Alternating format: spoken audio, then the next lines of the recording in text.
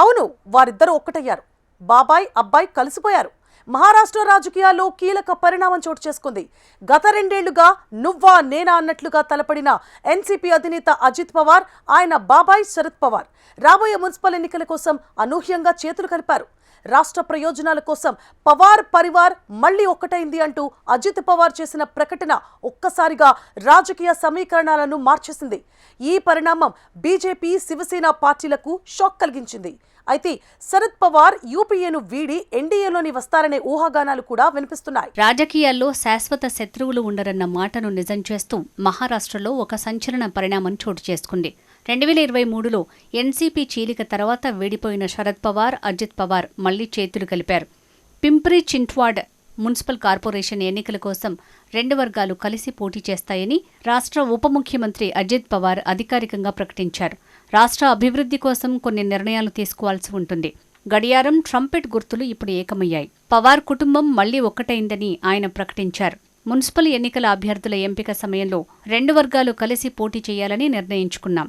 ఇది మహారాష్ట్ర అభివృద్ధి కోసమే తీసుకున్న నిర్ణయమని తెలిపారు. పార్టీ కార్యకర్తలు కష్టపడి పనిచేయాలని, ర్యాలీల్లో వివాదాస్పద వ్యాఖ్యలు చేయకుండా ఉండాలని అజిత్ పవార్ కోరారు. మహారాష్ట్ర వ్యాప్తంగా 29 మున్సిపల్ కార్పొరేషన్లకు జనవరి 15న ఎన్నికలు జరగనున్నాయి. వీటిలో పింప్రి చింట్వాడ్, పూణే వంటి కీలక నగరాలు ఉన్నాయి. ఓట్ల లెక్కింపు జనవరి 16న నిర్వహించనున్నారు.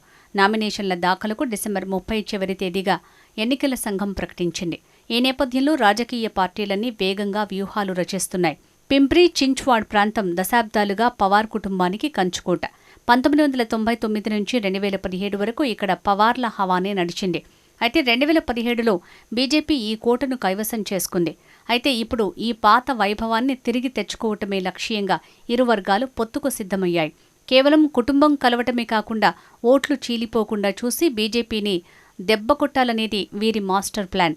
సీట్ల సర్దుబాటుపై చర్చలు ఇప్పటికే ముగిశాయని, త్వరలోనే తుది జాబితా విడుదల చేస్తామని అజిత్ పవార్ స్పష్టం చేశారు. కొంతకాలం క్రితం విడిపోయిన పవార్ కుటుంబం మళ్లీ రాజకీయంగా కలిసి రావటం మహారాష్ట్ర రాజకీయాల్లో ప్రాధాన్యం సంతరించుకుంది.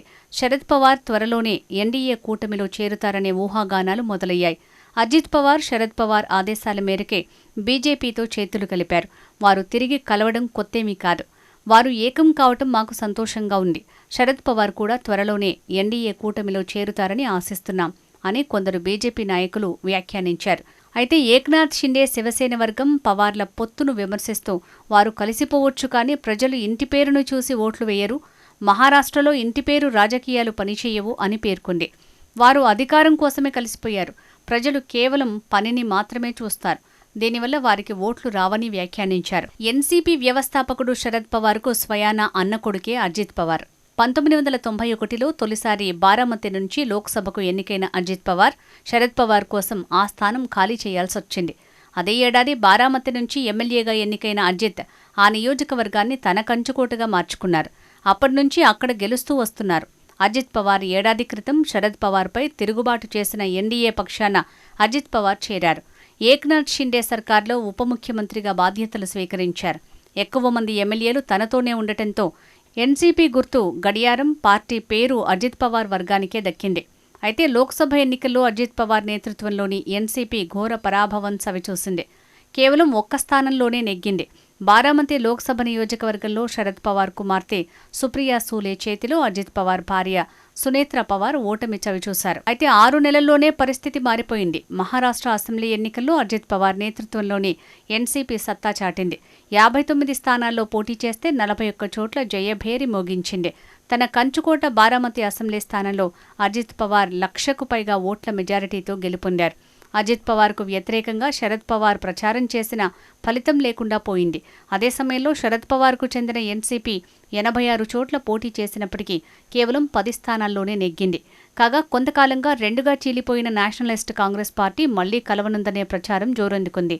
గతేడాది డిసెంబర్ 12న శరద్ పవార్ పుట్టినరోజు సందర్భంగా అజిత్ పవార్ ఢిల్లీలోని తన బాబాయ్ నివాసానికి వెళ్లారు.